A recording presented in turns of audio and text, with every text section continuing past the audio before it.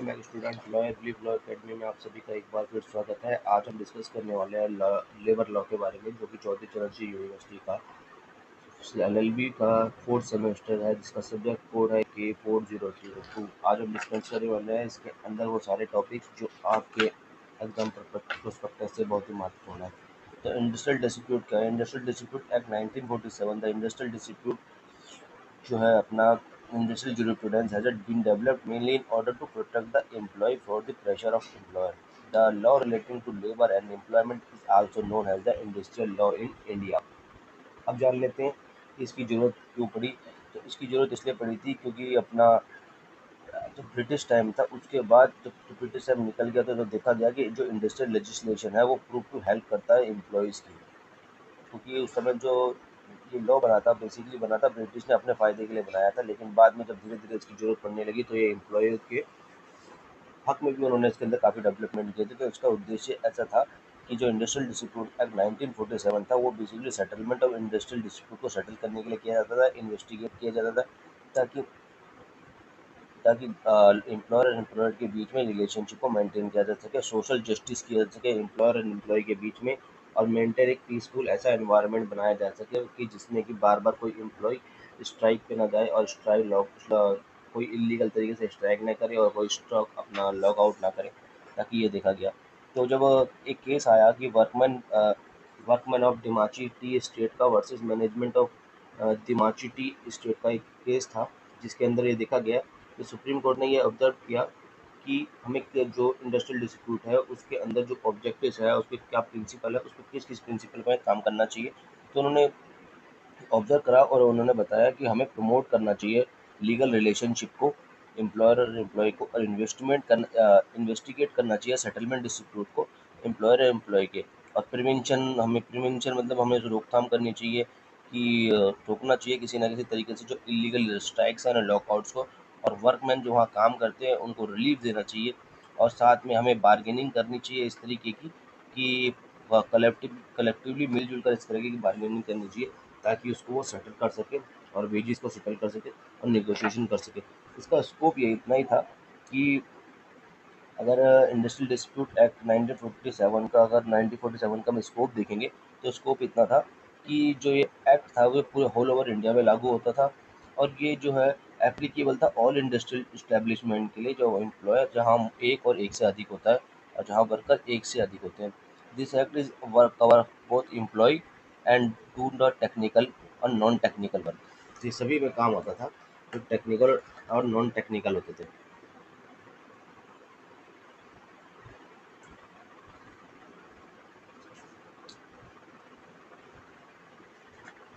इसके बाद हम आगे देखेंगे कि इसके ऐसे कौन कौन से फीचर हैं जो कि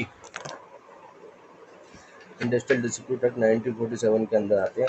तो फीचर में अगर बात करें तो ये एप्लीकेशन ऑफ एक्ट था, जिसके नंबर 1 होता है एप्लीकेशन ऑफ एक्ट, जिसका मतलब हुआ कि the industrial dispute act 1947 apply all the establishment which fall with in the definition of industry. जो कहने का मतलब है एप्लीकेशन ऑफ एक्ट का मतलब ये हुआ यहाँ पर कि वो एप्लीकेशन जो इस इंडस्ट्री के अंदर आती थी, डिस्प्यूट एक्ट के अंदर आती है, जो इसकी कैटेगरी में फॉल करती है, तो उसको हम इंडस्ट्रियल डिस्प्यूट एक्ट के अंदर ले आए थे। तो दूसरा इसके अंदर था कि constitution of comprehensive machinery investigate होगा। थर्ड था कि compulsory settlement of industrial dispute by the way of adjustment, speedy disposal of industrial dispute, फटाफट तरीके से इसको खत्म किया जा सके। और दूसरा पॉइंट था कि regulation of lay off the retrenchment of workman and transfer and closure of industrial establishment, क्योंकि बार बार खोलना बंद करना ये ठीक नहीं था, तो इसके लिए भी उन्होंने इसका मेन फीचर बनाया ताकि इंडस्ट्रियल डिस्प्यूट के साथ एनवायरनमेंट और एटमोसफियर को नुकसान ना हो सके। तो अब ये जान लेते हैं इसके अंदर कि मीनिंग ऑफ इंडस्ट्री का मतलब क्या था। सेक्शन 2J के अंदर बताया गया है कि Industrial Dispute Act 1947 define the term of industry. Define the industry under the Section 2J of the Industrial Dispute Act 1947 was interpreted by the 7 judges of the Supreme Court in India.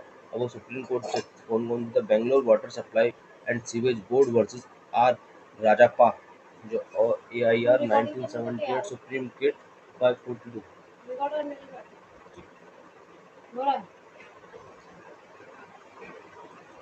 The judgment of Supreme Court is in case of certain aside the rest of the earlier judgment given by the Supreme Court in respect of definition of industry।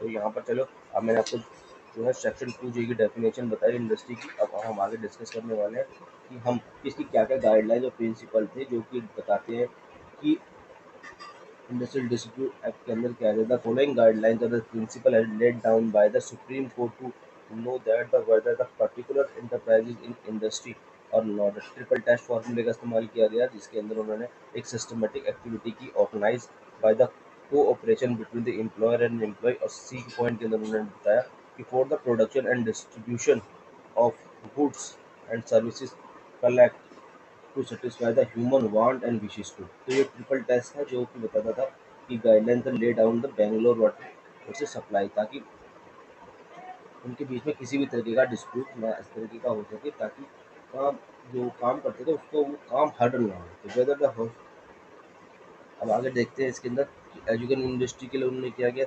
The same bag has return in the case of hospital industry. Hospital industry की तरह ही उन्होंने इसमें भी काम किया था कि वहाँ भी किसी तरीके की परेशानी न हो।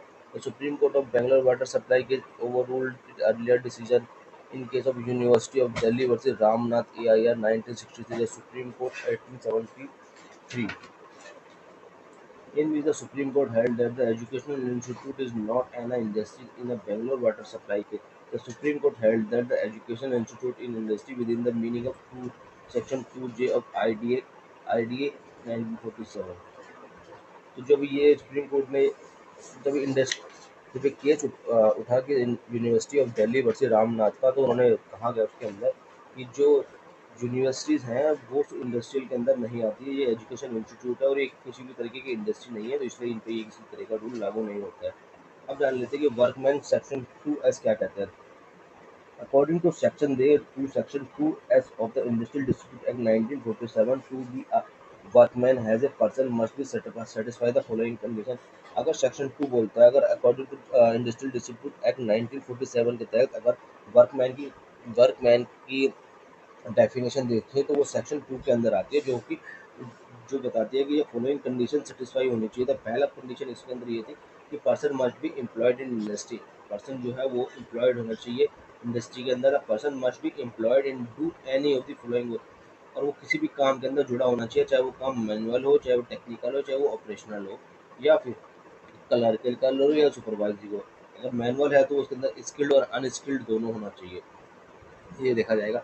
तीसरा पॉइंट उन्होंने बताया कि person must not be employed mainly to the managerial और एडमिनिस्ट्रेशनल। जो कि वर्कमैन जो सेक्शन है 2S वो बताता है कि उस बंदे को, जो व्यक्ति वहाँ अपना इंडस्ट्री में काम कर रहा है, वो तो ना तो मैनेजर लेवल पे होना चाहिए, ना ही वो एडमिनिस्ट्रेशन लेवल पे होना चाहिए। अगर वो ऐसे में होता है तो उसे वर्कमैन के अंदर नहीं काउंट किया जाएगा।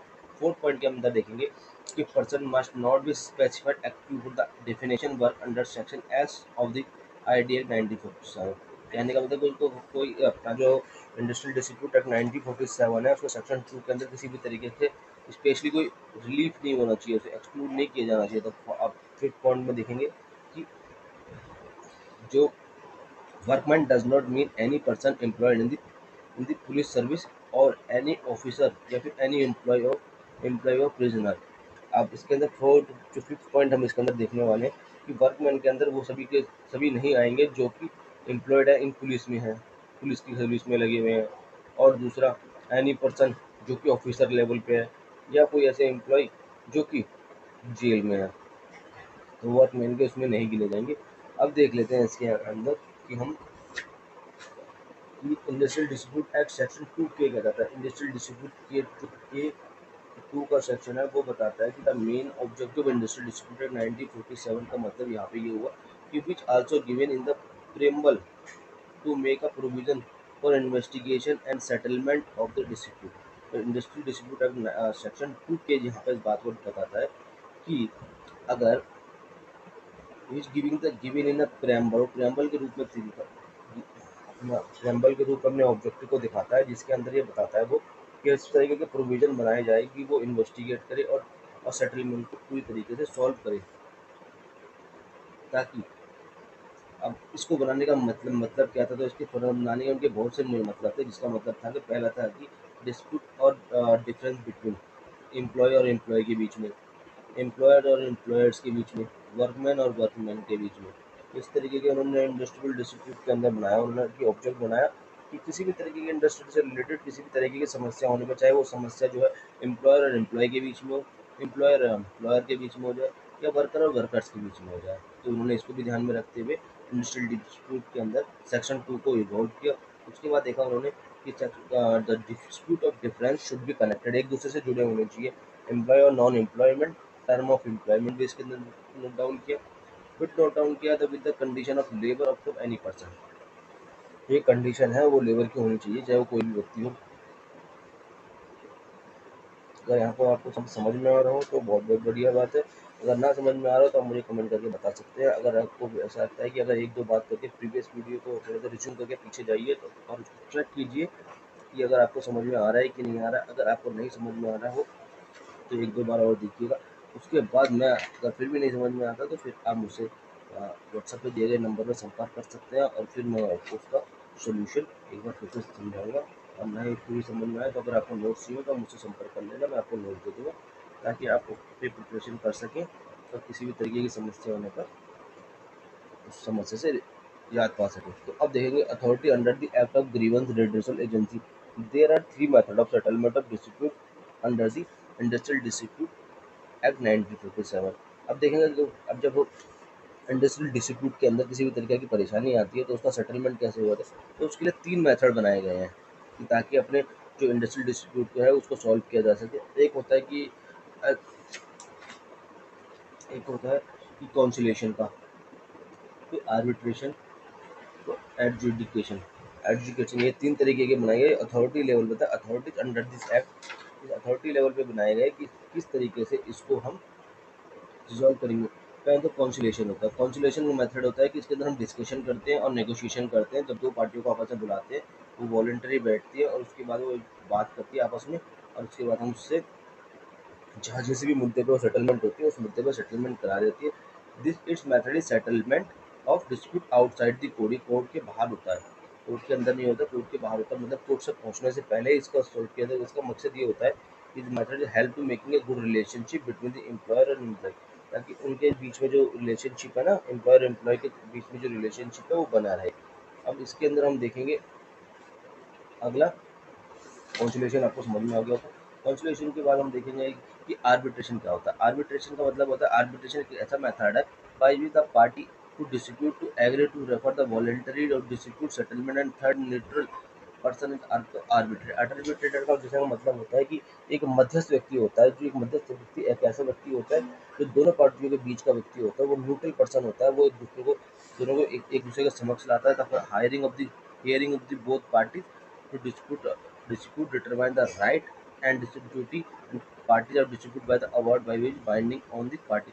अब उसमें क्या करता है, आर्बिट्रेशन का मतलब हो गया कि वो मध्यस्थ व्यक्ति हो गया। वो दोनों व्यक्तियों की बातों को सुनता है, सुनने के बाद में एक निष्कर्ष निकालता है जो कि दोनों के लिए बेनिफिशियल होता है, और उस बात पर बैठ कर उस पर और कार्रवाई कर ली जाती है। और ये जो कि और इसके बीच में आर्बिट्रेटर द्वारा जो भी डिसीजन लिया जाता है वो दोनों की तरफ मान्य होता है। It is also outside settlement of the court, ये एक मेथड है। और इससे क्या होता है कि it is very speedy method होता है और डिस्ट्रीब्यूट का हेल्पलेस इनएक्सपेंसिव मेथड है। इसमें खर्चा भी बहुत कम आता है और सेटलमेंट भी बहुत जल्दी हो जाता है। अब देखेंगे कि एडजुकेशन कहता है। एडजुकेशन का जो ये मेथड है, it is a compulsory method to settlement of dispute. The adjudicatory the body after hearing the both party, दोनों पार्टी को सुनने जाता है, and also determine the right and duty of party dispute give awarded, और दे दिया जाता है एजुकेशन। ये सेम है जैसे ये the award of education authority is final and binding to on the parties if it is not appealed या appellate authority by regressive party who is not satisfied with the awarded the AG powers under the section 10 of the act to refer the dispute to adjudicate to the adjudicatory body. It is a discretionary power of the government, and government can refer the matter adjudicatory body even the though the party have not appealed.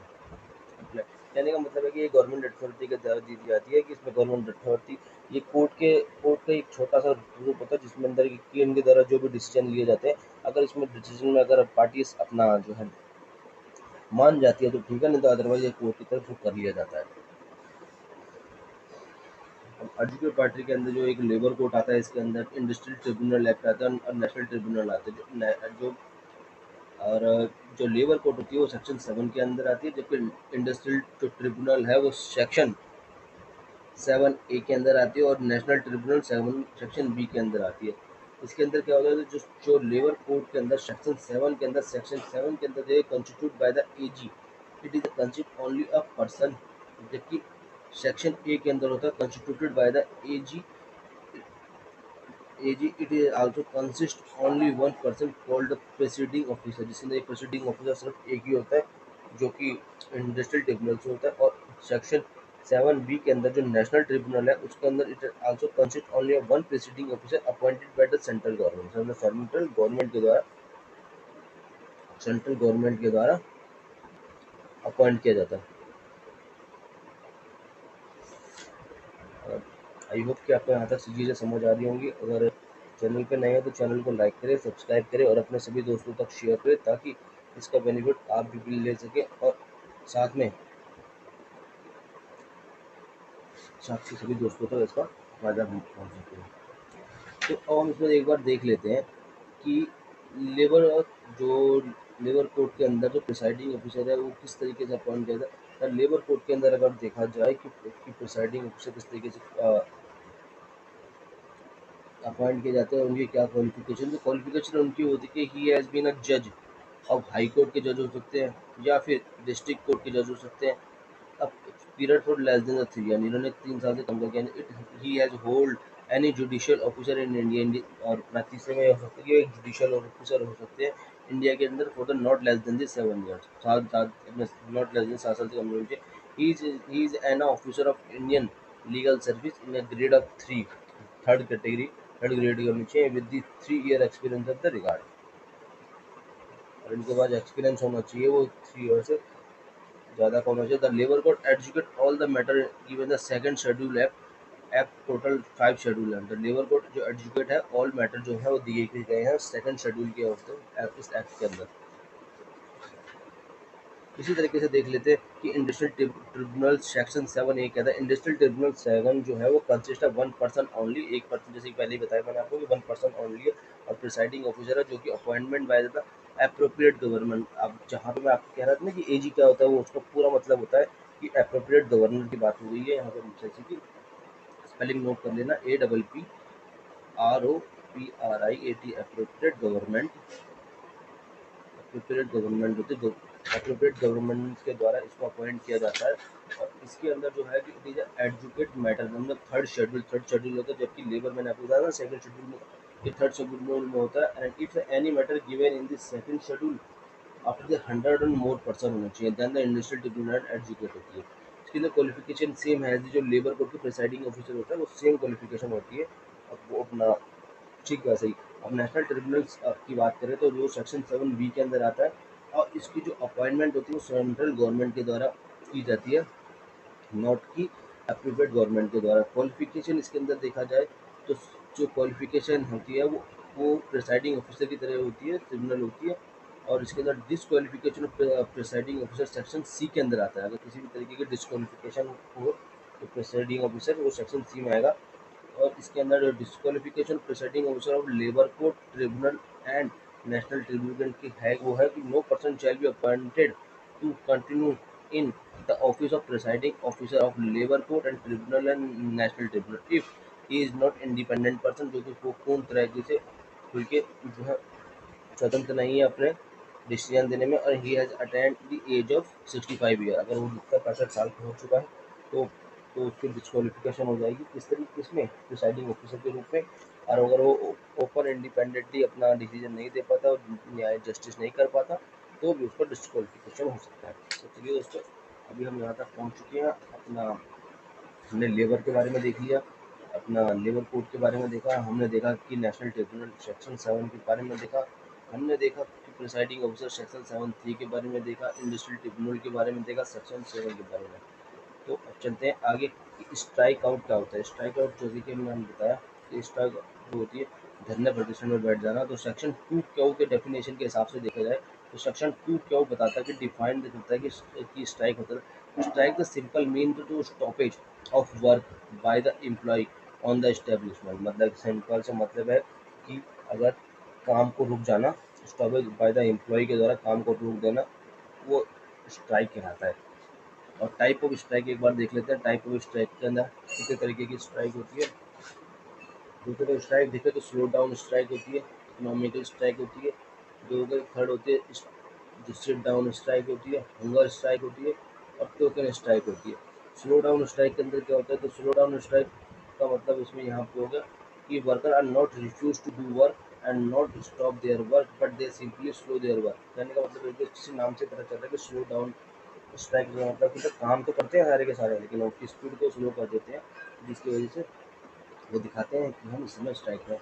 Economic strike का मतलब क्या हो गया। Economic strike का मतलब होता है कि वर्कर जो है fulfil their economic demand like wages bonus allowance. Economic strike का मतलब होता है कि जैसे कि जो एम्प्लॉय जो वर्कर जो अपना स्ट्राइक पर जाते हैं, उनका मेन मकसद है कि वो कहते हैं कि हमारी जो इकोनॉमिक डिमांड है वो पूरी की जाए। चाहे वो इकोनॉमिक डिमांड वेजेस से रिलेटेड हो, बोनस से रिलेटेड हो, अलाउंस से रिलेटेड हो। तो worker completely stop their work while his demand is not hit. अगर उनकी डिमांड पूरी नहीं होगी तो वो उस काम को रोक देंगे। अभी हम दो देख चुके हैं। तीसरा में सिट डाउन स्ट्राइक होता है। सिट डाउन स्ट्राइक का मतलब होता है कि वर्कर जो है, जैसे कि नाम से पता चल रहा है कि सिट डाउन स्ट्राइक का मतलब होता है कि वो वहीं बैठ जाते हैं काम पे, place their work and do not their work, काम नहीं करते और सिर्फ वहाँ पर बैठ जाते हैं। तो एक हंगर स्ट्राइक होती है। हंगर स्ट्राइक होती है जिसके अंदर वो it is a time when the somebody refuse to eat because he or she is not protesting for something and refuse to eat unless the demand are so जब तक उनका डिमांड पूरा नहीं होता तब तक कुछ खाते पीते नहीं है, चाहे वो ही हो चाहे वो शी हो। तो हंगर स्ट्राइक आपने भी जान लिया। टोकन स्ट्राइक देख रहे थे। It is a situation in which the group of worker refuse to do work but only for the short period of time. मतलब टोकन स्ट्राइक होता है कि मतलब पार्ट के उसमें वो कहते हैं कि स्ट्राइक पर तो जाते हैं, काम करने से मना कर देते हैं, लेकिन इसमें टाइम पीरियड बाउंडेड होता है। वो टाइम पीरियड होते हैं इसमें टाइम तक, शॉर्ट पीरियड तक हम स्ट्राइक करेंगे और वो जब उस टाइम पीरियड हो जाता है तो उसके बाद उसको खत्म कर देते हैं। तो जो एसेंशियल कंडीशन होती है वो स्ट्राइक की, वो क्या हो सकती है कि there should be session of the work और session of the work should be by the by an employ होना चाहिए। तो doctor the employ seizing the work should be employed in any of industry, किसी भी industry से कर सकते हैं। The body of person must be acting the combination, body of person must be acting in combination. ये body से भी हो सकती है कॉम्बिनेशन, मतलब कि body of person must be acting in combination. हाथ से भी बता सकते हैं, काम को रोक के भी कर सकते हैं और अपना दिखा के भी कर सकते हैं। The objective to refuse to work is not accept the employment. और जब अपना उनका उद्देश्य यदि वो काम नहीं करेंगे तो उसको बात मानना ही पड़ेगा कि ये स्ट्राइक पर है। तो चलिए अब यहाँ तक पहुँच गए। यहाँ देखने के बाद हमने देखा कि स्ट्राइक के बारे में देखा। अब इसके बाद हम देख लेते हैं कि अपना जो एसेंशियल कैरेक्टरिस्टिक ऑफ लॉकआउट क्या होता है। The temporary closing of peace of employment, suspension of work का सस्पेंड कर देना, ये भी इसी के अंदर आता है। Temporary closing of place in employment, कुछ समय के लिए लॉकआउट कर देना, मतलब कि जहाँ वो काम कर रहा है उसको बंद कर देना, ये भी इसी के अंदर आता है। The refusal to continue to employ any number of person and employment the employer।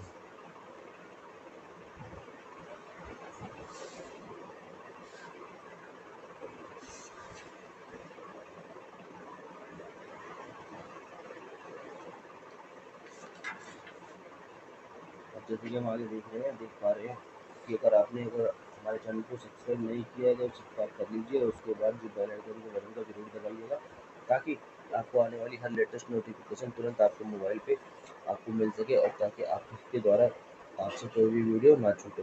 तो चलते हैं इसमें आगे बढ़ते हैं। आगे बढ़ने के बाद हम देखते हैं कि अगर हम जो टॉपिक डिस्कस करने वाले हैं कि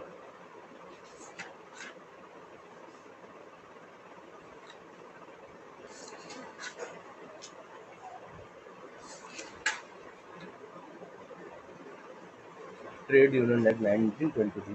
Trade Union Act 1926 came into the force in the purpose to provide for the registration of trade union. The trade union का registration बनाने के लिए Trade Union Act 1926 का गठन हुआ था. The registration of trade union is not a compulsory under the act. Compulsory नहीं है इसका registration कराना, but the registration of trade union is very important because the act is aimed to confirm the certain rights on registered trade union.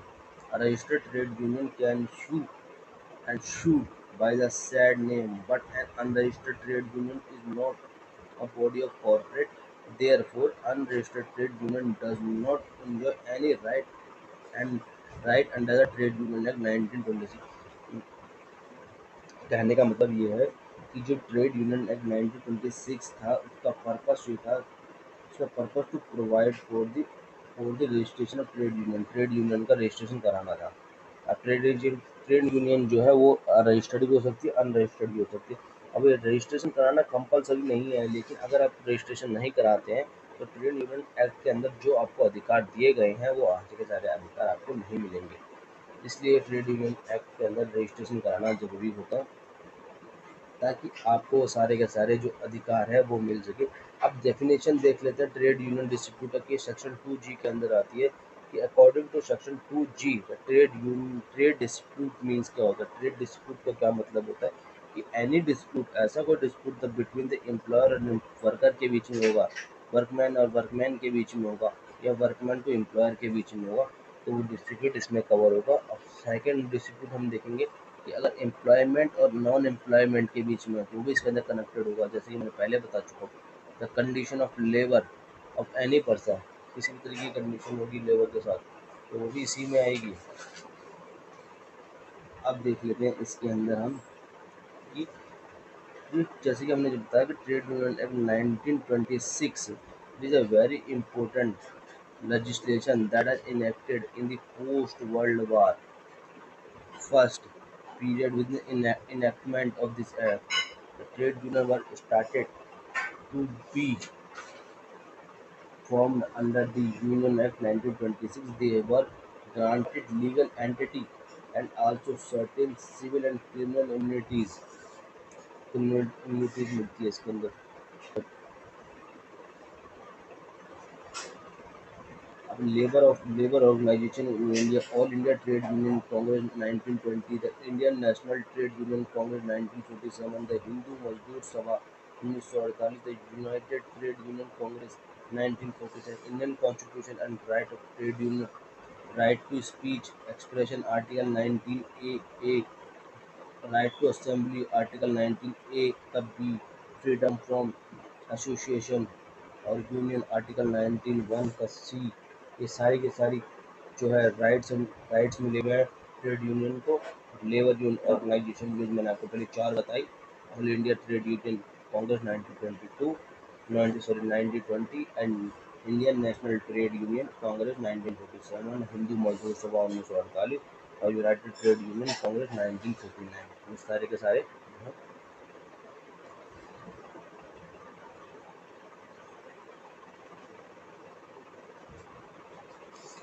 देख लेते हैं आगे एक बार.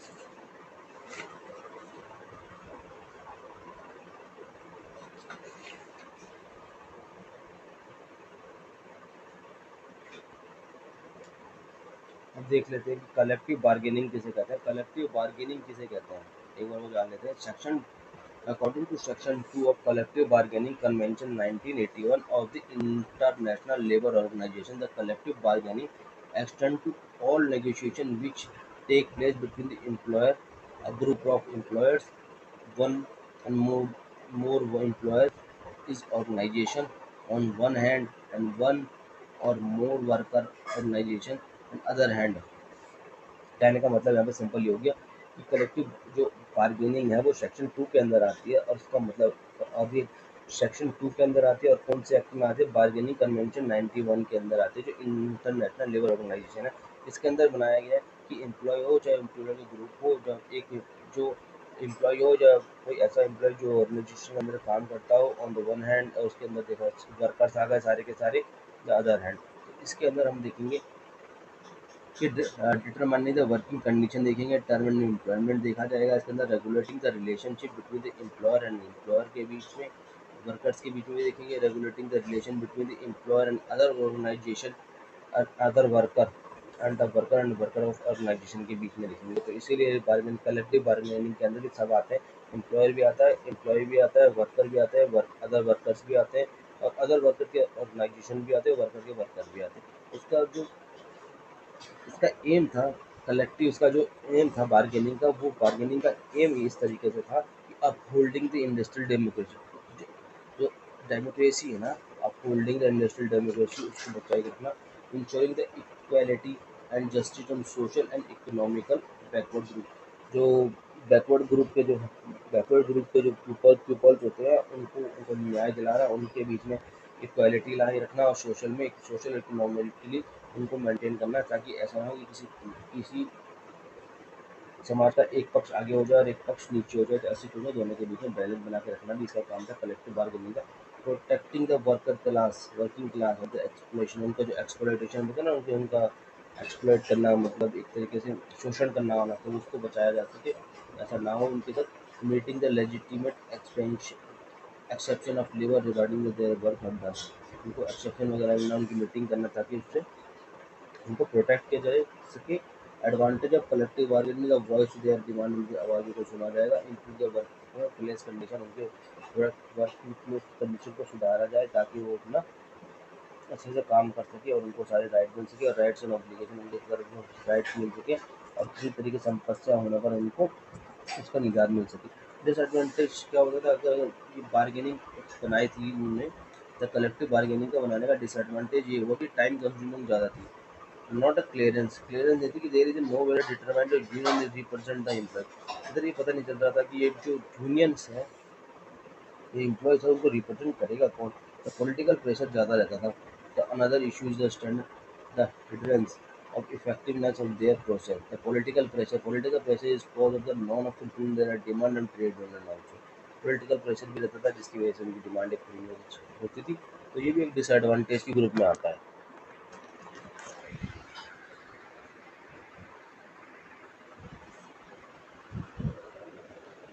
अब इंडियन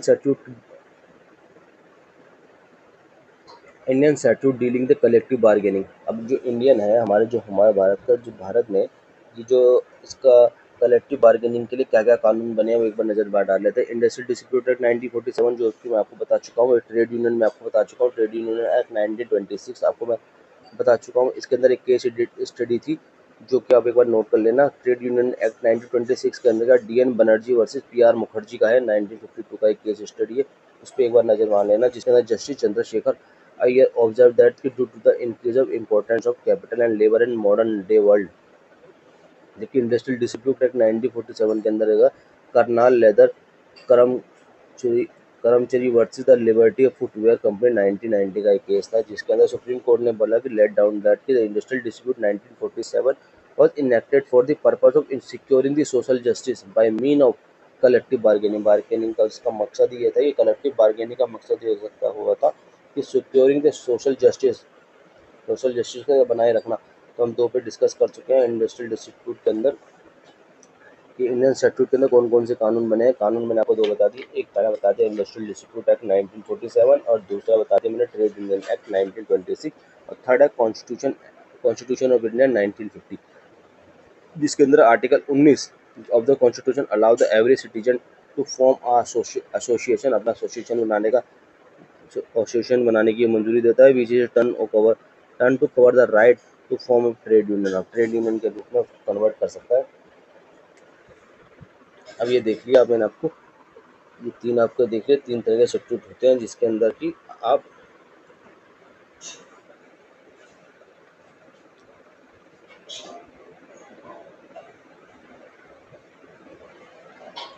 और अगर हम स्टेजेस देख लें एक बार के लिए, तो स्टेजेस अगर आप देख लें कि बार्गेनिंग की कलेक्टिव की स्टेजेस क्या होती है, तो स्टेजेस वो सेम ही होती हैं, जैसे मैंने आपको पहले बताया कि नेगोशिएशन होगा, कॉन्सिलेशन होगा, कॉन्सिलेशन भी इसी में होगा, आर्बिट्रेशन भी इसी के अंदर होगा, कलेक्टिव आर्बिट्रेशन होगा इसके अंदर। फिर होगा इसके कि हम इसके अंदर dissolution of registered trade union under the, अब देख लेते हैं dissolution of registered trade union under the section 27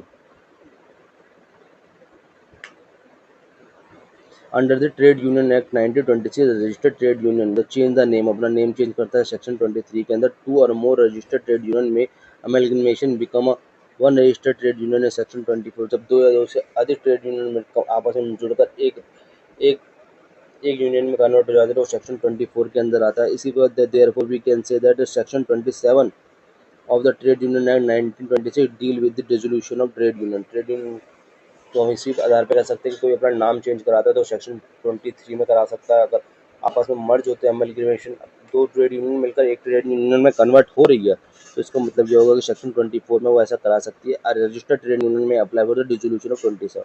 अगर कोई ट्रेड यूनियन अपने आप को डिसॉल्व करना चाहती है तो वो अपने आप को डिसॉल्व कर सकती है, लेकिन वो करेगी सेक्शन 27 के अंदर। ठीक है, अब देख लेते हैं इसके अंदर कि ट्रेड यूनियन का, अगर वो ट्रेड यूनियन चाहे तो अपना रजिस्ट्रेशन वो कैंसिल कर सकती है। उसके लिए कैंसिल करने के लिए उसे क्या करना पड़ेगा, उसके लिए सेक्शन 10 के अंदर सेक्शन 10 आता है उसके लिए 1926 का ट्रेड यूनियन एक्ट जो provide the circumstances in which the registered trade union में विथड्रॉल या cancelled by the order of the registrar of trade union. जो रजिस्ट्रार है ट्रेड यूनियन के, वहाँ से वो ऑर्डर ले सकती है और उनसे विथड्रॉल कर सकती है कि मुझे अपनी ट्रेड यूनियन कैंसिल करनी है। The act also provide the appeal and appellated authority under the section 11 against the order to registrar if the registrar refuse to register the trade union the cancel or withdraw registration on the registered trade union। अगर वो लगता है कि किसी भी तरीके की दिक्कत आती है तो सेक्शन 2 के अंदर वो ऑर्डर के अंदर जा सकते हैं और ऑर्डर ले सकते हैं। अब हम आगे डिस्कस करने वाले हैं payment of wages act 1936। Payment of wages act 1936 के बारे में देखेंगे। इसकी जरूरत हमारे को वैसे पड़ी क्यों, तो ये देखा जाए जैसे कि the worker has fold under the earlier year of 20th century. 20वीं शताब्दी में देखा जाए 1925 से पहले the private bill called the weekly payment bill, private bill के नाम से जाना जाता था, जैसे वीकली बिल कहते थे। We have the first time to introduce in the legislative assembly at the time of difference the period payment of wages were permanently at an attempt was made remedy of some evil and such a delay in the payment of wages. A non-payment of wages deduction made from wages on the account and fine imposed by the employer etc. The bill was however withdrawn। जब bill वापस ले लिए लेकिन ये काम बना नहीं था पेमेंट ऑफ वेजेस एक्ट 1926 के अंदर। फिर बाद में इसके अंदर हम देखा गया कि बिल ऑफ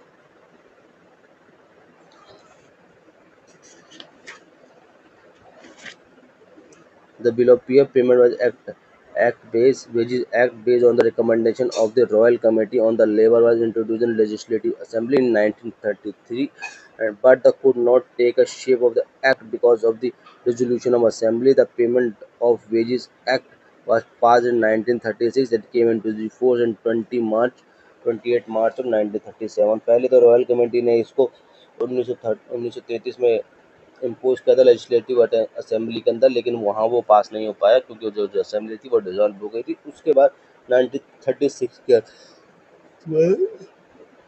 दोबारा इसको लाया गया और फिर ये पास हो गई, तो पास हो गई और ये फोर्स जब ये पास हो गई तो 28 मार्च 1937 के अंदर ये अपना कानूनी रूप से फोर्स में आ गई है और उसके बाद से चालू और उसके बाद से लागू हुई। तो इसका ऑब्जेक्टिव ये था कि regulate the payment of wages,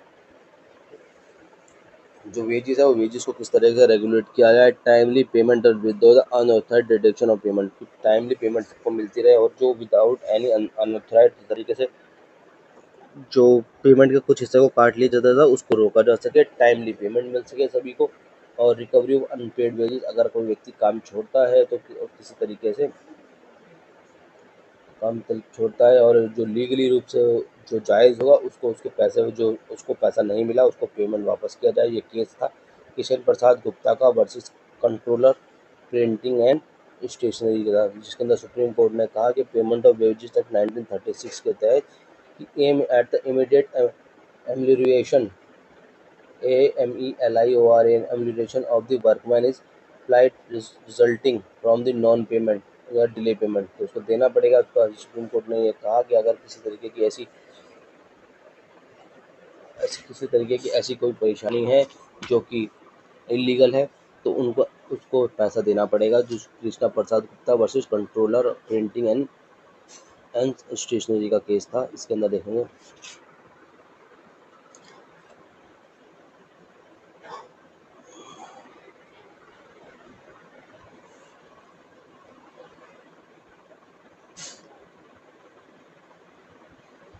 चलिए आगे बढ़ते हैं। चैनल को बने रहिए, चैनल को लाइक करें, सब्सक्राइब करें और अपने सभी दोस्तों तक शेयर करें। अगर किसी भी तरीके की समस्या होने पर आप संपर्क कर सकते हैं। और इसकी अगर आपको नोट्स चाहिए, पीडीएफ चाहिए, तो आप संपर्क कर सकते हैं। बहुत ही लिमिटेड टाइम के लिए ऑफर है, और आप चाहे तो इसकी जो नोट्स है वो नोट्स ले सकते हैं। नोट्स बड़ी ही कंसाइज मैटर में बनाया है, बहुत ही बढ़िया मैटर है इसके अंदर, और आप इजीली इसको अपने एग्ज़ाम के लिए यूज़ कर सकते हैं और अपने एजुकेशन को इन्हांस कर सकते हैं। नोट बहुत ही रीज़नेबल प्राइस में, ऐसे कोई दिक्कत नहीं है, कोई ख़ास इतना महंगी नोट्स है नहीं जिसका वो आपको ऐसा लगे कि हाँ काफ़ी ज़्यादा पैसा खर्च हो रहा है। बहुत ही नॉमिनल है, क्योंकि हमारा मकसद सिर्फ कमाना नहीं है, पैसा नहीं है, वो आपको एजुकेशन, एक बढ़िया एजुकेशन प्रोवाइड करना है, ताकि आप एजुकेशन को एकदम सबसे आज के टाइम पे ना एजुकेशन बहुत ही कॉस्टली हो गई है। कॉस्टली नहीं होनी चाहिए, एजुकेशन एक ऐसी चीज़ है जो कोई भी कॉस्टली नहीं होनी चाहिए। कॉस्टली ना होकर ये बहुत ही मतलब इस तरीके से इन्हेंस होनी चाहिए, मतलब इतनी एडवांस होनी चाहिए कि एक लेवल ऊपर मॉडर्न होनी चाहिए, ताकि ऐसा ना हो कि सबको सब मतलब एजुकेशन पाना तो एक सबका अधिकार है, सबको मिलनी चाहिए इसकी एजुकेशन। और मैं तो कहता हूँ एजुकेशन हर किसी के लिए फ्री होनी चाहिए, हर लेवल पे फ्री होनी चाहिए, ताकि हर हर किसी को अपने जीवन में आगे बढ़ने का अधिकार होता है। और एक एजुकेशन ही एक ऐसा मात्र है जो इंसान को आगे बढ़ने में मदद करता है। अब एक बार देख लेते हैं कि हु इज़ द रिस्पॉन्सिबल पे और सेक्शन 3। रिस्पॉन्सिबल पे क्या होता है? रिस्पॉन्सिबल पे कौन होता है? The general rule of the that every employer is responsible for the payment of person employed by him all wages required to unpaid under the payment of wages act. जैसे general rule ये है कि हर employer का responsibility बनती है कि वो अपने एम्प्लॉय को उसकी पेमेंट करे। अकॉर्डिंग टू सेक्शन 3 देखा जाए, द एम्प्लॉय एम्प्लॉय डायरेक्टली और through the contract of any, जो किस तरीके से जुड़ा होता है सेक्शन 3 में देखा जाए कि एम्प्लॉय जो है एम्प्लॉयड के साथ डायरेक्टली और कॉन्ट्रैक्ट रूप से जुड़ा होता है, चाहे वो फैक्ट्री हो, चाहे वो इंडस्ट्रियल हो, या अनदर एस्टेब्लिशमेंट हो, या railway administration. The following person are responsible for the payment of wages for the employed person, manager of the factory. The following person are responsible for the payment of wages. अब देखो, इसके अंदर ये देखने वाली बात यहाँ पर ये है कि अगर कोई व्यक्ति, कौन रिस्पॉन्सिबल होगा उसकी पेमेंट के लिए? तो वो जो manager of the factory, fair manager का जो फैक्ट्री होगा, मैनेजर फैक्ट्री का जो मैनेजर होगा वो उसके लिए रिस्पॉन्सिबल होगा। The person supervising and control the industrial और अदर एस्टेब्लिश, अगर दूसरा वो पर्सन होगा जो कि सुपरवाइज करेगा, जो कंट्रोल करेगा इंडस्ट्री को, वो भी उसके लिए रिस्पॉन्सिबल होगा उसकी पेमेंट में। पब्लिक नॉमिनेटेड रेलवे एडमिनिस्ट्रेशन, अगर कोई पब्लिकली नॉमिनेटेड कर रखा है रेलवे एडमिनिस्ट्रेशन के द्वारा, तो वो भी देगा। In case of contract, a person is designated by as a contractor, जो कोई अगर कॉन्ट्रैक्टर बेस पे है कोई चीज़, तो जिसने उसे डेजिग्नेट किया है कॉन्ट्रैक्टर को, तो वो उसकी पेमेंट करेंगे। ठीक है। अब देख ले देखो रिस्पॉन्सिबल पर्सन कौन सा? मैनेजर। जैसे मैंने आपको बताया कि एक मैनेजर ऑफ द फैक्ट्री का होगा, पर्सन जो होगा सुपरवाइज करेगा, जो नॉमिनेटेड बाई करेगा किसने? रेलवे के द्वारा। और तीसरा होगा जो कॉन्ट्रैक्टर होगा, जो मैनेजर ऑफ द फैक्ट्री होगा तो वो फैक्ट्री के केस में होगा, और जो कि person supervising and controlling industry के उसमें होगा, वो केस होगा इंडस्ट्री या अदर एस्टेब्लिशमेंट के केस में। और जो नॉमिनेटेड बाय रेलवे एडमिनिस्ट्रेशन का होगा वो रेलवे के केस में होगा। और जो कि कॉन्ट्रैक्टर के केस में होगा तो वो कॉन्ट्रैक्टर के केस में होगा, जो जिसमें जिसके अंदर वो काम कर रहा है। तो यहाँ पे हमने इसको भी देख लिया एक बार। अब आगे चलते हैं। जैसे इसके अंदर कुछ खास है नहीं, लेकिन मैंने आपको फिर भी बता दिया।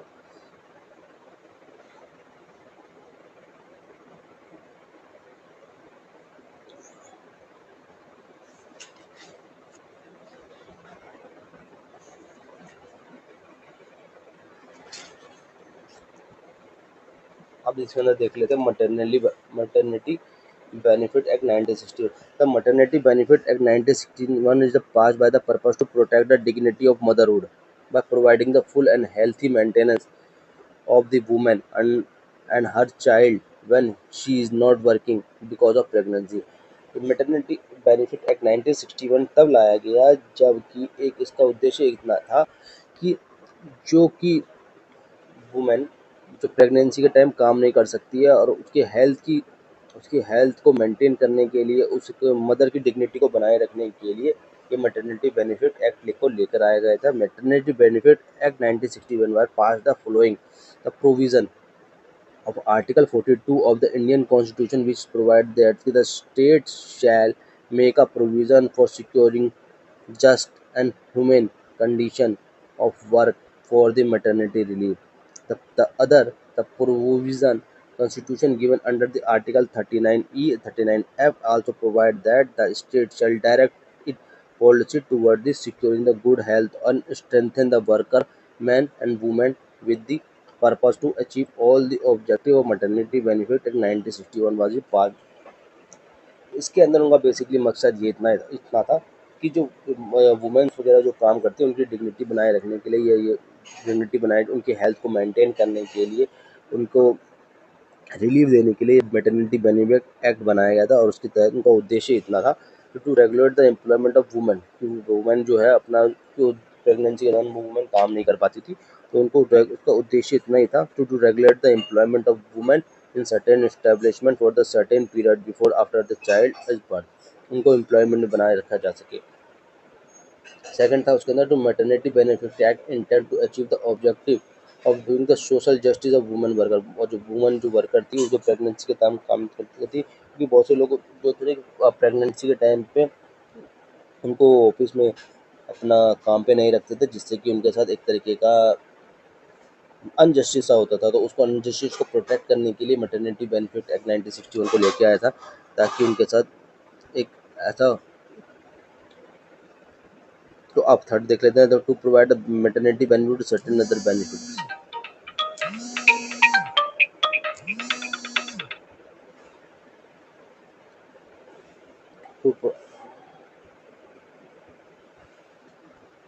to to provide the maternity benefit and certain other benefits दिया जाता है। ओके अब डीपीएसपी देखा जाए द अदर फोर्थ पॉइंट में देखा जाएगा DPSP directive principle state policy the objective of maternity benefit 1961 is the conformity.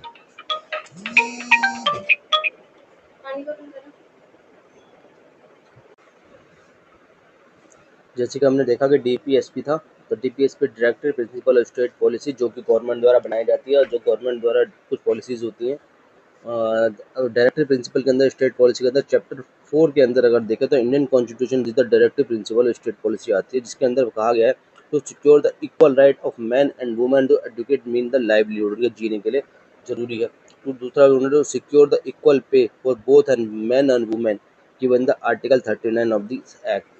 Article 42 बताता है कि direct to the state to make a provision for securing the just and human condition of the maternity relief. तो सारे के सारे जो कि सरकार को द्वारा बनाने चाहिए जो कि हमारे डायरेक्टर स्टेट पॉलिसी के अंदर बताया गया director principle of state policy जो कि हमारे बताती है कि गवर्नमेंट को बताती है कि आपको ये काम करना चाहिए। अब हम थोड़ा सा इसमें देख लेते हैं कि scope of applicability of section 2 देख लेते हैं। मैटरनिटी बेनिफिट एक्ट 1961 जो कि पूरी पूरी ऑल ओवर इंडिया में एक्सटेंड है ये कब आया हमारे पास तो ये आया हमारे पास 12 दिसंबर 1961 को हमारे पास आ गया था हमारे पास लागू हो गया था। इसके अंदर सेक्शन 1 का 3 में देखा तो मैटरनिटी बेनिफिट जो है 1961 प्रोवाइड था maternity benefit act shall come into force हम जान ही चुके हैं such as the central government में भी नोटिफाइड द ऑफिशियल गैजेट क्योंकि ऑफिशियल एक गैजेट से था उन्होंने हमारे को अनाउंस कर दिया था जिसको हम सारे के सारे फॉलो करते हैं। एप्लीकेबिलिटी कहते हैं कि इन फर्स्ट इंस्टेंस था और दूसरा सेकंड था जो कि application by the state government था। तो इन फर्स्ट इंस्टेंस के अंदर क्या देखा जाता है to every establishment which is the factory हो माइन हो प्लांटेशन हो बिलोंगिंग टू द गवर्नमेंट तो यह मैटरनिटी का जो है कॉन्सेप्ट लागू होता है and the every establishment within the person is employed for the exhibition equestrian आर्बिट्रेट्रिक and other performance. And second में देखा जाए तो and every shape of establishment when 10 और more 10 person employed were employed on any day of the preceding month. तो ये भी maternity इसके अंदर काउंट होगा। अब application of by the state of government, the state government with the approval of central government after the giving not less than 2 month notice it is the intention of doing the made the applicable this act any other establishment class of establishment। तो ये central government के द्वारा बताया गया था, तो इसमें आप देख सकते हैं। अब इसके अंदर हम देखेंगे कि जो मैटरनिटी बेनिफिट जो अदर बेनिफिट्स थे वो क्या क्या दिए गए थे। अब देखेंगे इसके अंदर कि इस्टेब्लिशमेंट के अंदर होगा कि मैटरनिटी बेनिफिट अदर बेनिफिट्स कौन कौन से थे। तो उनको मैटरनिटी बेनिफिट के अंदर क्या क्या बेनिफिट और मिले थे, उन्हें मिले थे कि prohibition of work during the certain method period. उनको कुछ टाइम के लिए वर्क के अंदर भी रियायत मिली गई थी कि किस टाइम पे उनको वो काम के अंदर नहीं इन्वॉल्व किया जा सकता, लेकिन हाँ उनको ये बेनिफिट मिला हुआ था। दूसरा बेनिफिट मिला हुआ था payment of maternity benefit. Maternity benefit का पेमेंट मिलेगा उन्हें, कितना बेनिफिट मिलेगा, कितनी पेमेंट मिलेगी, ये भी उसका भी उनको फ़ायदा मिला हुआ था। तो ये सारी की सारी चीज़ें उनको दी गई थी। अब देखा जा गया था उसके अंदर कि इसमें देखा गया कि उनकी कैलकुलेशन 160 डेज़ के हिसाब से होती है। उनके eligibility of women claim the maternity benefit उसके अंदर सेक्शन 52 में देखा गया। तो कंडीशन भी बनाई गई थी कि 160 days does not apply the pregnant women immigrate into the state Assam. Section 52 160 दिन की कैलकुलेशन जो है वो असम में लागू नहीं होती है। The 160 days does not apply the pregnant women immigrate into the state of Assam. अगर असम से है तो 160 डेज की कंडीशन उसके लिए लागू नहीं होती है। उसके अंदर हमने देखा कि section 52 also provide the qualification period 80 days applicable either workman shall not apply to the woman। पहला तो who is the immigration into the state of Assam, Assam के है तो he is the pregnant at the time of immigration, immigration के time पे वो pregnant है। तो notice can be claim by the women and maternity benefit and the payment there of section 6 के अंदर देखा जाएगा। पेमेंट का मैटरनिटी का benefit in case of death of women, कि उस समय उसकी पेमेंट मैटरनिटी का बेनिफिट उस टाइम पे दिया होगा जब इन केस ऑफ वुमेन की डेथ हो जाती है। Payment of medical bonus, medical bonus भी दिया जाएगा उनको। ये सारे leave with wages of miss carriage, अगर मिस कैरेज हो जाता है तो उस समय लीव भी दी जाएगी। ये सब के सारे जो मैटरनिटी बेनिफिट है जो गवर्नमेंट दिए जाते हैं। सब 7 पॉइंट में देख लेते हैं। Leave with wages and tubectomy operation, operation उसके अगर कोई ऑपरेशन होता है सेक्शन 9 के अंदर तो उसमें भी लीव दी जाएगी। लीव दी जाएगी illness arising out of pregnancy, pregnancy के बाद अगर कोई बीमार हो जाती है, इलनेस कोई बीमारी होती है तो उसके अंदर भी उसको रिलीव दी जाएगी। Break of nursing of child, child की केयर करने के लिए that every woman delivered the child who return to duty after such delivery is allowed to break in the course of her daily work for the nursing her child. अपने बच्चों को देखने के लिए वो चाइल्ड जो ब्रेक होता है ब्रेक भी दिया जाएगा। उसके अंदर देगा non disable during the absence due to pregnancy भी देगी। Dismiss and discharge during the pregnancy of section, dismiss और dismissal of and charges of during the pregnancy ये भी दिया जाएगा। तो no reduction of wages of in certain cases, उसकी wages भी नहीं काटी जाएगी फॉलोइंग कंडीशन में। Four feature of maternity benefit, maternity और जो four feature of maternity benefit मिलेगा। A woman who has been permitted by her employer to absent herself under the provision of section 6, अगर वो अपने सेक्शन 6 के तहत अगर वो जो है वो अपने काम से एब्सेंट रहती है तो उसके लिए भी उसको सारे के सारे बेनिफिट दिए जाएंगे। फिर दिया जाएगा अगर duty of employer, duty of employer to maintain the register, उसका रजिस्टर मेंटेन करेगा। उसके एग्जिबिट एब्स्ट्रैक्ट एक्ट उसके द्वारा अगर किसी भी तरीके की सारी की सारी चीज़ें लिखेगा उसके रिलेटेड की उसे किस तरीके की छुट्टी दी हुई है, क्यों दी हुई है, कितने दिन के लिए दी गई है, क्या क्या उसके साथ परेशानी है, उसे उसके जो टर्म जो सेक्शन 61 मैटरनिटी बेनिफिट एक्ट के तहत उसको सारी की सारी जो है ड्यूटीज और रिस्पॉन्सिबिलिटी जो एम्प्लॉयर की है वो उसको द्वारा फॉलो किया जा रहा है कि नहीं किया जा रहा। तो ये सारी की सारी चीज़ें थी। और मैटरनिटी बेनिफिट के 1960 के अलावा कुछ जो इम्पोर्टेंट थे उसको बाद में अमेंड किया गया आफ्टर द अमेंडमेंट 2017 के तहत कुछ अमेंडमेंट भी डाली गई हैं। तो अमेंडमेंट इस तरीके से थी कि maternity leave of adaptive and commission of mother ये भी इसके अंदर वर्क फ्रॉम होम का ऑप्शन भी उसको अवेलेबल करा दिया गया था। सेक्शन अपना ईयर 2007 के जो मैटरनिटी बेनिफिट का जो अमेंडमेंट आया था उसके अंदर भी उसको ये बेनिफिट मिले गए थे। उसके बाद उसको काफ़ी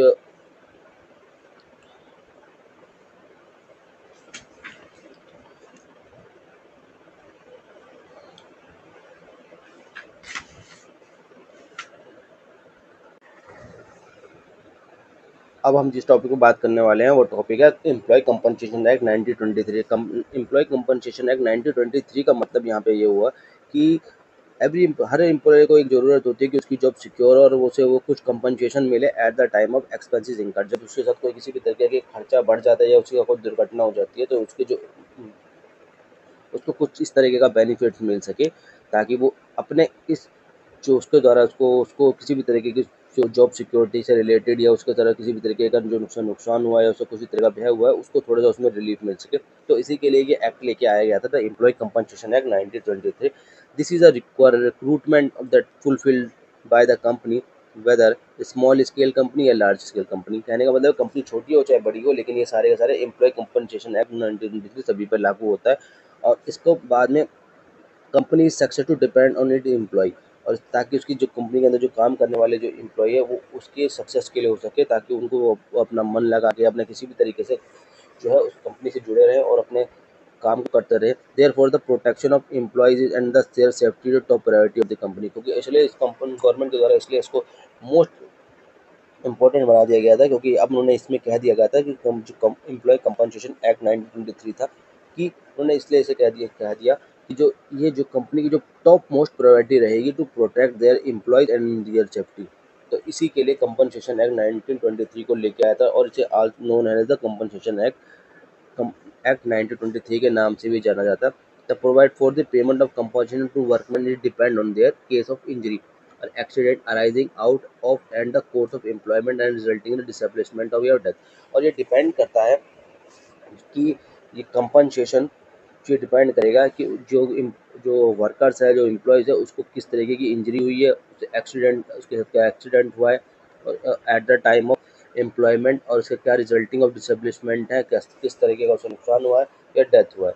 तो इसका मेन का जो मेन मकसद था उसको बनाने का, कि गवर्नमेंट का इसका मेन मकसद जो था सिर्फ इसको बनाने का कि एक तो सोशल सिक्योरिटी, वर्कमैन को एक सोशल सिक्योरिटी प्रोवाइड करना, ताकि उनको इस चीज़ का भय ना हो कि हमें अगर इन केस काम करते हुए कुछ हो जाता है तो हमारे को जो हमारी फैमिली है, जो हमारे जो से जुड़े लोग हैं, उनको किसी भी तरीके का उनके बाद स्ट्रगल फेस ना करना पड़े, तो उन्हें कुछ हद तक उनको रिलीफ मिल सके, इसलिए इसको सोशल सिक्योरिटी के रूप में सरकार द्वारा लेके आया गया था। दूसरा था कि compensation payable by the employer to employee, क्योंकि जब ये दुर्घटना किसी कंपनी में होती है या किसी तरीके की अनहोनी जो एम्प्लॉइज़ के साथ होती है, तो उसमें ये कंपनसेट करेगा एम्प्लॉय को अपने एम्प्लॉय को, तो इसलिए भी लाया था क्विक और चीपर डिस्पोजल ऑफ डिस्प्यूट।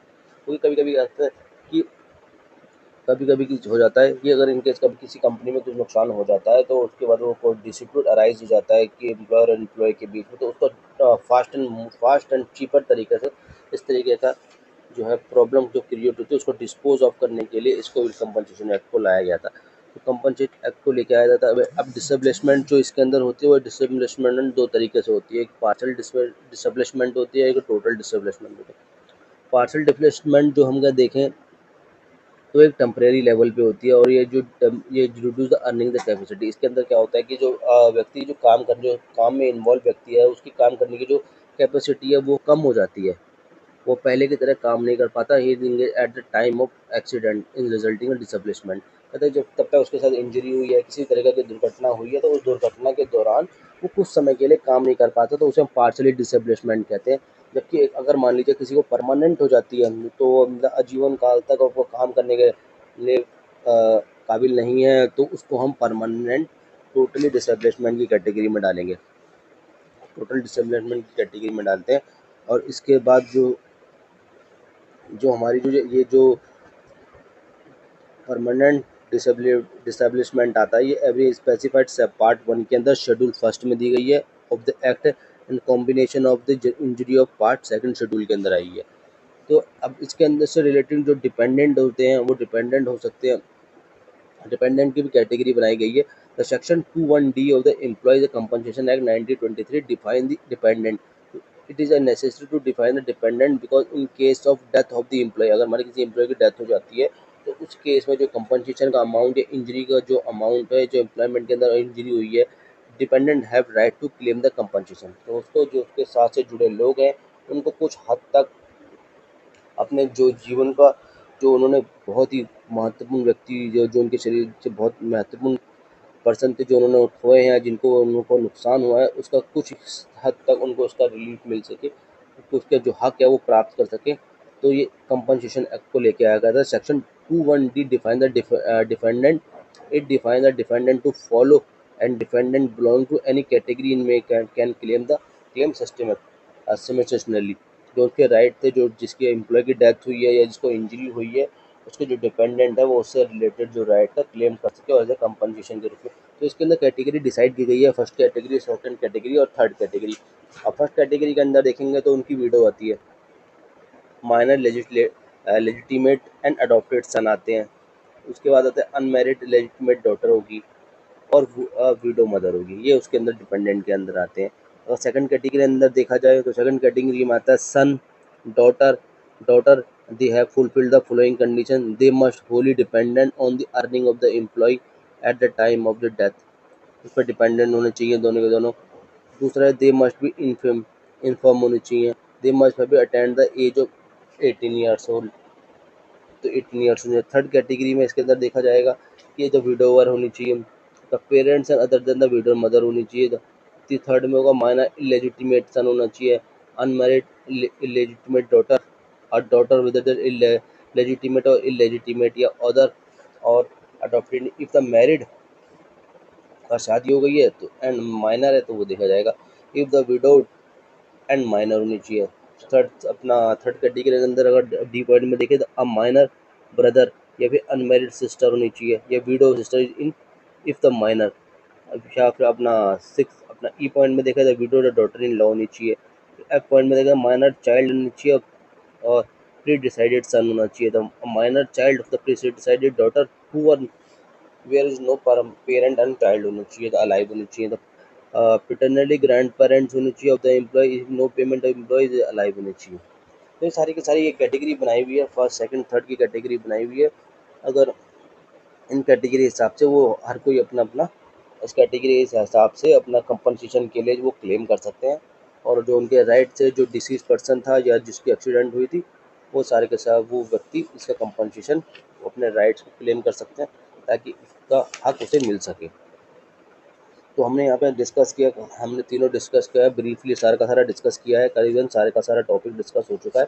हमने यहाँ पे देख लिया कि तीन कैटेगरी थी, तीन कैटेगरी में कौन कौन आते हैं कौन कौन नहीं आते हैं, कौन कौन आते हैं वो भी उनको अपने राइट को किस तरीके से क्लेम कर सकते हैं और कौन हकदार है उसके राइट को क्लेम करने वाले, तो सारे के सारे हमने लिख दिए।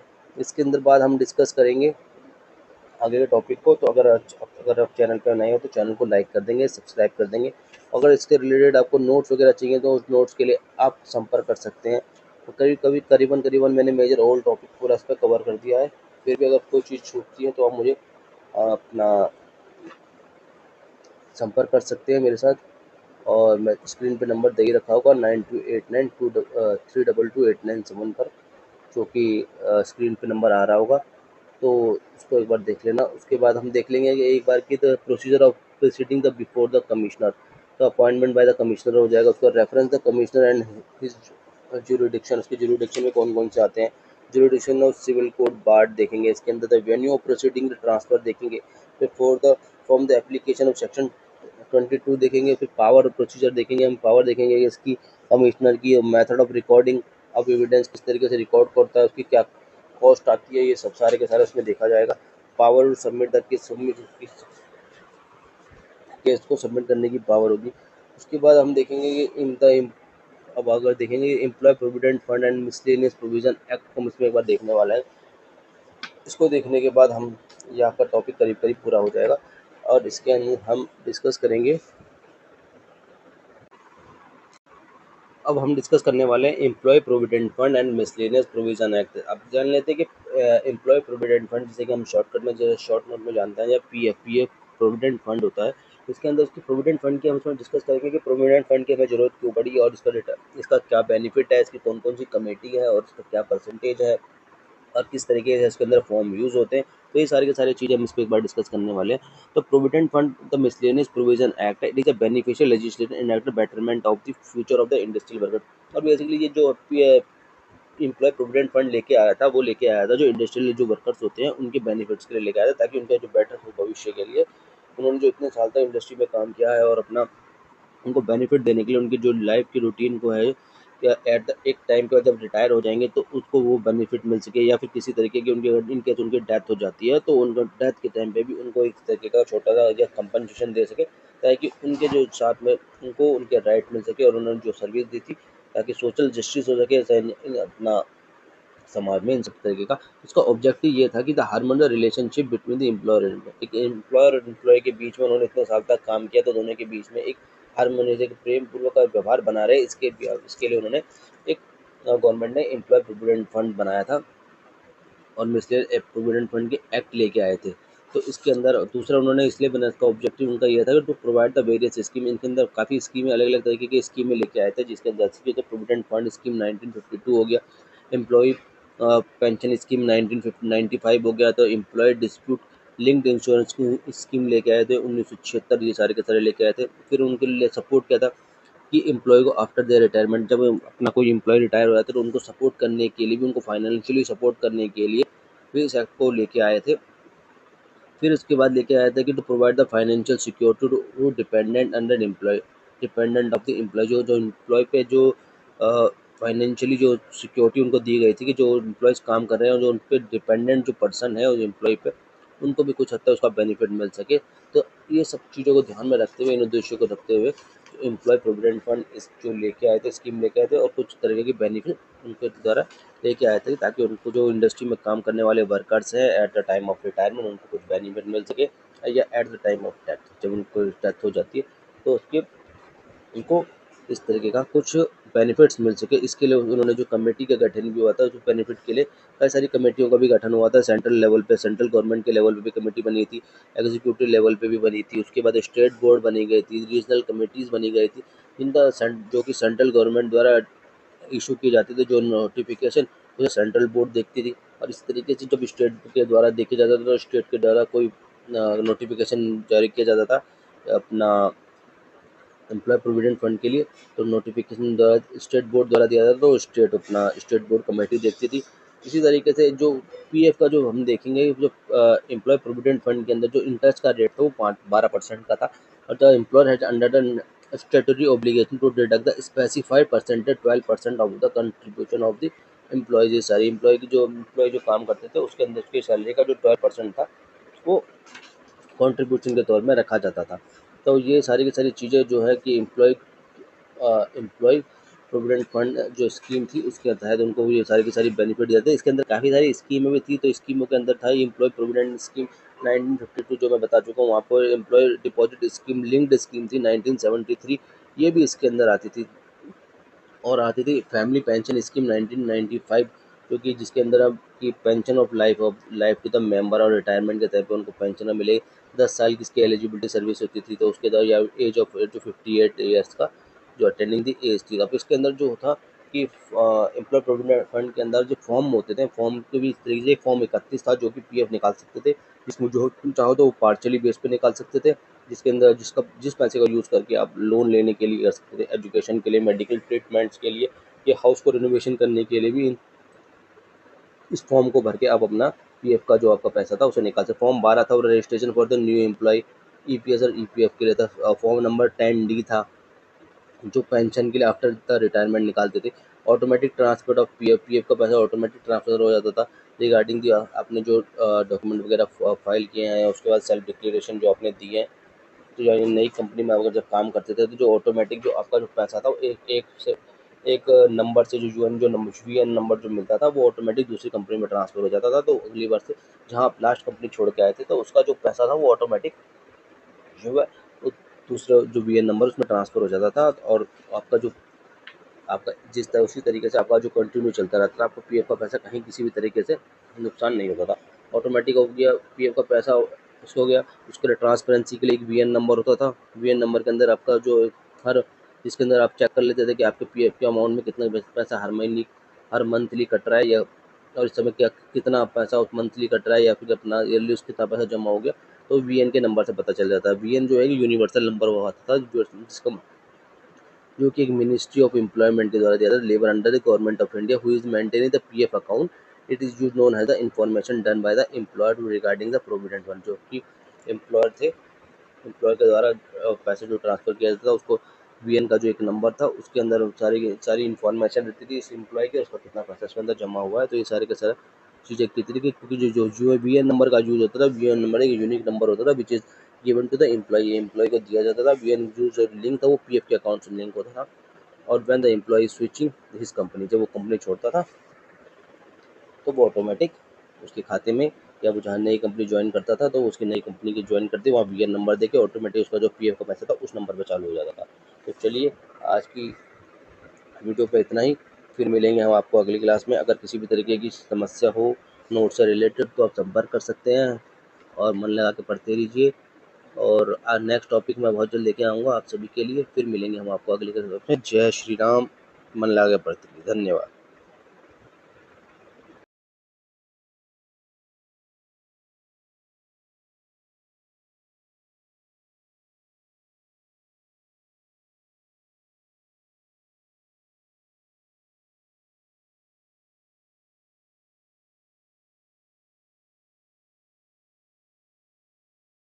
के लिए धन्यवाद। फिर मिलते हैं अगली क्लास में नए टॉपिक के साथ।